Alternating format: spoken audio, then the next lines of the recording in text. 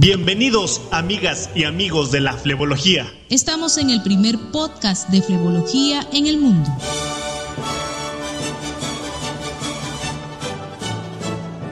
El punto de encuentro para todos nosotros que trabajamos día con día por la excelencia en la flebología. Así que acompáñanos a un episodio más del podcast Hablando de flebología.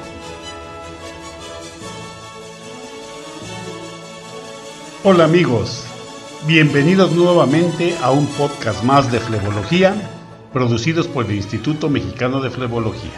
Soy su amigo, el profesor Fernando Vega Rasgado. ¿Cómo han estado? Espero que muy bien.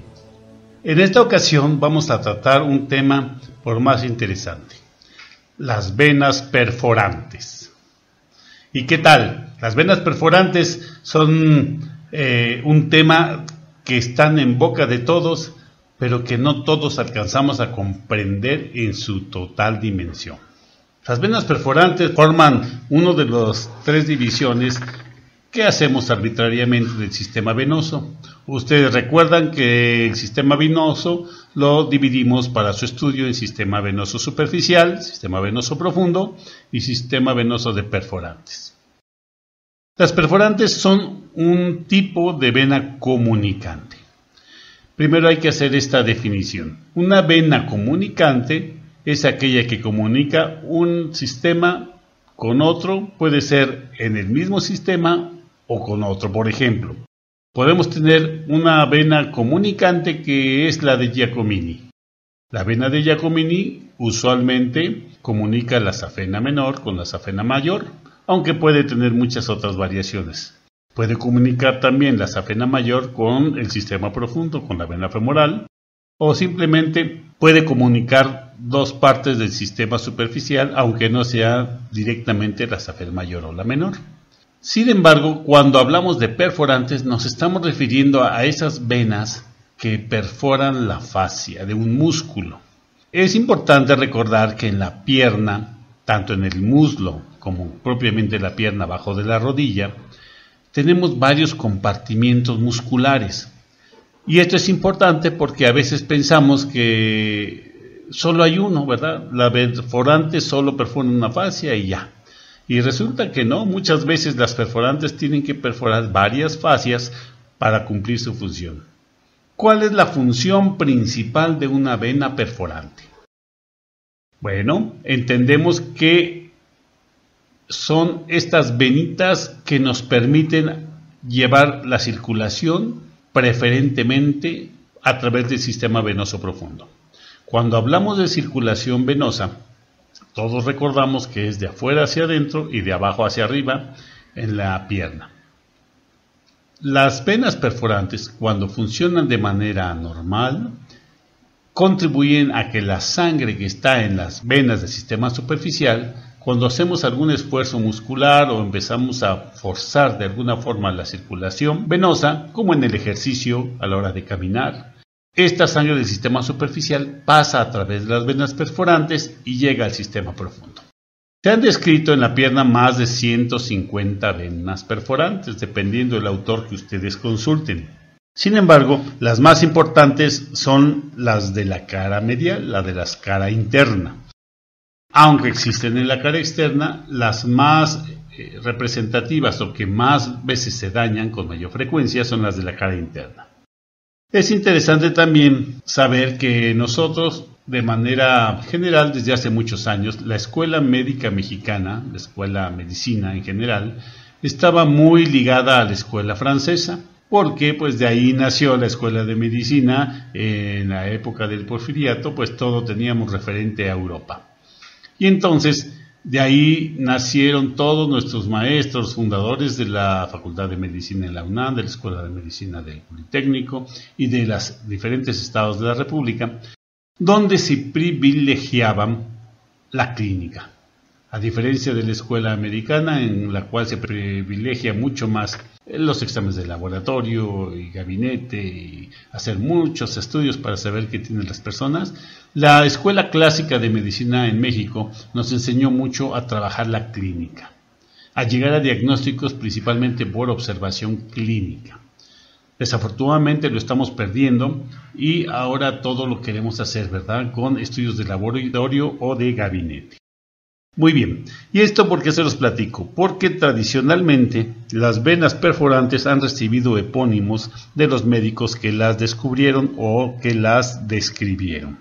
Así, por ejemplo, una de las más conocidas es las venas perforantes de Coquet. Las venas perforantes de Coquet 1, 2 y 3, de abajo hacia arriba, se dice que están separadas del piso alrededor de 5 a 6 centímetros cada una, pero esto es variable. Recuerden, yo les digo siempre que las venas no tienen palabra de honor, ¿verdad? Eso me enseñaron en anatomía y yo se los comparto. Las venas no tienen palabra de honor, por lo tanto no siempre pueden ir en el mismo sitio, pero más o menos están a esta distancia. Así tenemos, además de Coquet, pues otra muy importante en la cara interna cerca de la rodilla y en la pierna, que es la vena perforante de Boyd.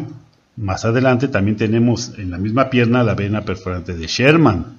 Y ya en el muslo, pues una importante es la vena perforante de Hunter y la vena perforante de May, por ejemplo, en la cara posterior. Entonces, todos estos epónimos los hemos manejado tradicionalmente en nuestros cursos de anatomía. Sin embargo, pues ahora los consensos mundiales sobre la nomenclatura anatómica pues han cambiado los nombres de muchas venas.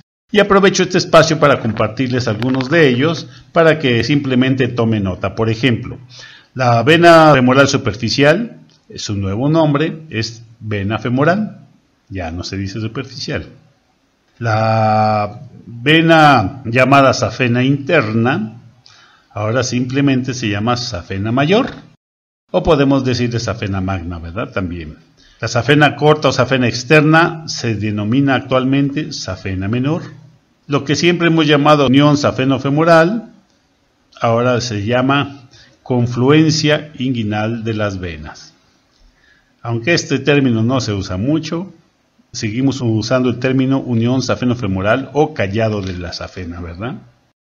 La vena de Giacomini, como les explicaba al principio, es una conexión intersafeniana, aunque no siempre es así, ¿verdad? Pero por eso ahora se llama vena intersafeniana. Aunque no es la única conexión intersafeniana, tenemos otra en la pierna. La vena muy importante en la pierna, que es el arco posterior. Recuerden que en la pierna, la safena mayor, cuando llega más o menos abajo de la rodilla, la región de Boyd, se divide en un ramo anterior y un ramo posterior. El ramo anterior se llama arco anterior de la safena y el de atrás se llama arco posterior. Y este arco posterior se denominó mucho tiempo vena de Leonardo, porque Leonardo la describió en sus estudios anatómicos y hasta la fecha le seguimos diciendo la vena de Leonardo. Ahora ya sabemos que es el arco posterior de la safena. Entonces, las venas Coquet 1, 2 y 3 ahora se llaman perforantes posterotibiales. La de Boyd, paratibial. La de Sherman también, perforantes paratibiales, más que la de Boyd es proximal, las otras son mediales. La de Hunter, que está más en el tercio medio del muslo, ahora se llama perforadora del canal femoral. Y la de May, que está en la cara posterior, pues se llama vena del posterior, perforante posterior de la pierna. Entonces, como verán, estos términos pues nos cambian un poquito la jugada. Sobre todo porque la idea de esta nueva nomenclatura es tratar de definir el área anatómica en que se encuentran. Sin embargo, cuando estudiamos nosotros los libros, vamos a encontrar siempre, casi por regla general, que las venas paratibiales se siguen llamando venas de Coquet. Pero bueno, esto es una introducción anatómica acerca de las venas perforantes. Entonces, la función de la vena perforante es normalmente transmitir la sangre que va por el sistema superficial al sistema profundo y mejorar esta circulación profunda. Para ello tienen que pasar del tejido celular subcutáneo, perforar la fascia de algún músculo, puede ser una o varias fascias hasta que llegan al sistema profundo. Muy bien, ¿por qué les damos tanta importancia a las perforantes? Bueno, primero porque al haber diferentes y tanta cantidad de este tipo de venas es porque tienen una función bastante importante que a veces no la alcanzamos a comprender. ¿Cuándo se manifiesta esta función de las perforantes? Cuando se requiere una circulación de relevo. Es como cuando en el periférico lo cierran por mantenimiento y dan vuelta hacia la lateral. ¿Cuál es el problema? En el periférico que solo hay una lateral muy pequeñita y solo hay una salida, ¿verdad? Esta podría ser nuestra perforante. Entonces, o al revés, ¿verdad? De la lateral a la entrada solo hay una entrada, es una pequeña perforante. ¿Qué pasa cuando hay un accidente o un congestionamiento en cualquiera de los dos sistemas, ¿verdad? En el profundo o en el superficial? Cuando hay un congestionamiento en el periférico o en la lateral, pues tenemos que tratar de desviar la circulación hacia el otro sistema. Exactamente lo mismo es la función de las venas perforantes. Cuando por alguna razón podemos tener una oclusión en el sistema profundo, pues la circulación se mantiene gracias a que la sangre que viene de abajo circulando por las venas profundas, se encuentra una obstrucción, por ejemplo un trombo, y entonces a través de las venas perforantes puede invertir su flujo y en lugar de ser de afuera hacia adentro, es de adentro hacia afuera, y entonces desviar esa circulación hacia las venas safena mayor o la menor o algunas otras venas subcutáneas y se mantiene la circulación. Es por esto que muchas veces un trombo grande en el sistema profundo de la vena femoral no es fatal, porque tenemos muchas otras venas que permiten desviar esos flujos. Hay clínicamente edema, hinchazón, pero la circulación venosa de alguna manera se mantiene gracias a estas venas perforantes que desvían la circulación superficial al profundo.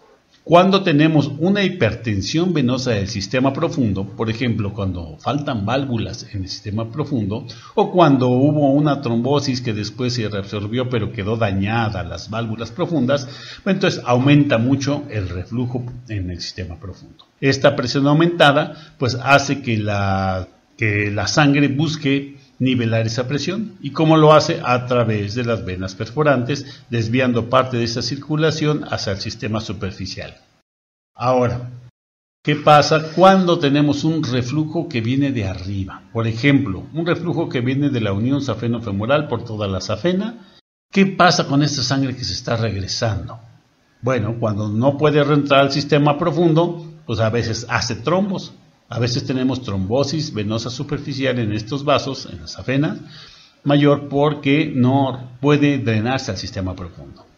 Pero, afortunadamente, la mayoría de la gente que tiene insuficiencia de la unión safeno-femoral y se regresa la sangre desde el callado hasta el tobillo, hay uno o varios puntos que les llamamos de reentrada. Son los puntos donde en esta circulación con aumento de presión que viene por la safena mayor, vuelve a entrar al sistema profundo. ¿Y cómo lo hace? Precisamente a través de las venas perforantes. Entonces, las venas perforantes tienen una función básica en la hemodinámica normal del sistema venoso, pero se ponen mucho más de manifiesto cuando tenemos algún problema, alguna disfunción, ya sea obstrucción, como un trombo, o puede ser un reflujo, ¿verdad? Cuando hay insuficiencia. Entonces, muchas veces las venas perforantes pues son satanizadas y dice, bueno, pues hay una perforante, liga la perforante, esclerosa la perforante, opera la perforante. Debemos hacer clínicamente un estudio muy profundo, muy concienzudo de qué está pasando con esas perforantes. Aún no comprendemos bien todo este mecanismo de la hemodinámica venosa. Sin embargo, poco a poco vamos aprendiendo cómo funciona. Entonces, cuando nosotros hacemos una ligadura alta de la safena, actualmente es lo que se está prefiriendo, ¿verdad? Con el láser o la radiofrecuencia, pues se quema la safena desde la unión safeno-femoral hasta pues, donde entra el catéter, más o menos a la altura de la rodilla. Sin embargo, la técnica Chiva y otras técnicas solo se hace crosectomía, solo se liga y se corta a la altura del reflujo, más o menos. Y se puede hacer con esclerosis, con láser, con radiofrecuencia, con cirugía, con muchas formas. ¿Y qué es lo que pasa? Bueno, pues evitamos que se siga regresando la sangre. Pero hay muchos casos reportados de que la presión distal se mantiene. Entonces, esto nos habla de que la hemodinámica, o sea, el reflujo que venía de la safena, pues no solo era su único lugar, porque si quitamos ese reflujo y persiste, significa que pues no era lo único que estaba mal. Entonces, actualmente estamos viendo en los tipos de cirugía que se están realizando, los tipos de tratamiento, que las venas perforantes del muslo no les hemos dado la importancia necesaria y a las de la pierna tampoco. Normalmente tenemos que verificar, cuando nosotros vamos a planear un tratamiento con nuestro ultrasonido Doppler, cuáles podrían ser venas perforantes de reentrada o cuál podría ser una vena perforante insuficiente. La pregunta es, ¿por qué una vena perforante se vuelve insuficiente? Una vena perforante que mide 1 o 2 milímetros normalmente, que nos ayuda a mantener la higiene venosa, llevándola de afuera a adentro, ¿por qué se tiene que hacer insuficiente? Usualmente no se hacen insuficientes porque sí. Generalmente la vena perforante se vuelve insuficiente porque hay una hipertensión en el sistema profundo, en alguno de sus segmentos o en todo el sistema profundo. Y esto obliga a que la vena perforante tenga que transmitir parte de esa presión hacia el sistema superficial. Es cuando vemos esas bolitas de venas que parecen como frijolitos, donde se hace un bomboncito que decimos, mira, aquí hay una vena perforante, y le tocamos y se siente como un hoyito. Bueno, esa vena perforante usualmente transmite presión grande de afuera hacia adentro. Y entonces tenemos que averiguar qué fue lo que pasó en el sistema profundo, no simplemente decir, esta vena es perforante y acabo con ella. También cuando operamos, tratamos, laseamos o hacemos cualquier tratamiento de esclerosis sobre la vena safena mayor, pues a veces tenemos muchas perforantes involucradas. Esta es la razón por la cual aparecen a veces trombos en el sistema profundo, porque hay perforantes que están funcionando perfectamente y que a veces ni siquiera tomamos en cuenta. Entonces, yo quisiera invitarlos a reflexionar un poquito en que las perforantes son venas aliadas, son venas amigas, que no hay que destruirlas o que no hay que cerrarlas o que no hay que esclerosarlas porque sí, porque la vi. Generalmente nos están transmitiendo, nos están hablando de dónde hay problemas en la hemodinámica, en el flujo venoso, dónde tenemos hipertensión, dónde tenemos reflujos, dónde tenemos obstrucción, y estas venas pues nos sirven como un desagüe, ¿no? Como una válvula de escape. Entonces, yo siempre los invito a que antes de tratar una vena perforante, que lo cual veremos en otro podcast, primero veamos cómo está la hemodinámica de esa piedra, dónde está el reflujo, qué pasa si yo obstruyo manualmente el reflujo, cómo se comporta la vena perforante, qué tal si la vena perforante, si yo cierro ese reflujo, la vena se compone, entonces no le hago nada a la vena, ¿verdad? A la perforante. Generalmente, en mi experiencia, la mayoría de las venas perforantes son venas de reentrada. Y generalmente cuando quitamos los reflujos en la fuente del reflujo, o más abajo, o en alguna parte, fraccionamos lo que se llama la columna de hipertensión, fraccionamos esta columna hidrostática, entonces la vena perforante poco a poco vuelve a su tamaño normal y vuelve a ser funcional perfectamente bien. Así que amigos, este concepto de que cualquier vena perforante que veamos en el ultrasonido o que palpemos hay que destruirla, hay que considerarlo mucho porque son, repito, las válvulas de seguridad que tenemos en el sistema venoso. Si tenemos una trombosis profunda, esa vena perforante nos ayuda a desviar el flujo. Si tenemos una vena grande insuficiente, esa vena perforante nos ayuda a devolver ese reflujo al sistema profundo. Entonces, es cierto, puede haber algunas insuficientes porque sus válvulas estén dañadas, pero tenemos que ser muy cuidadosos porque estas venas, les digo, normalmente miden 2 milímetros. De hecho, uno de sus datos de insuficiencia es que midan más de 3 o 4 milímetros. Sin embargo, esto también lo pongo en duda porque en el momento de quitar la fuente de presión, usualmente estas venas vuelven a su tamaño normal. De hecho, la técnica Chiva es cuando cierra los puntos de fuga, espera 2 o 3 meses para ver cuál es la nueva hemodinámica venosa. Entonces, yo los invito a que estas venas perforantes tan conocidas por nosotros, las venas Coquette, las venas de Boyd, las venas de Sherman, las de May, todas las venas que nosotros conocemos las tratemos con cariño, las respetemos y antes de hacer una acción de eliminación de estas venas perforantes, veamos cuál es la función real que tienen en cada paciente. Las venas perforantes no son nuestras enemigas, de hecho son nuestras aliadas. Pues queridos amigos, espero que con esta plática sobre la primera plática sobre las venas perforantes nos introduzcamos a este maravilloso y mágico mundo de la fisiología venosa. ¿Qué les parece? Espero que les haya sido de su interés y pues quiero dejarlos con la espinita para el próximo podcast. Soy su amigo el Dr. Fernando Vega Rasgado y les envío un afectuoso saludo desde el Instituto Mexicano de Flebología.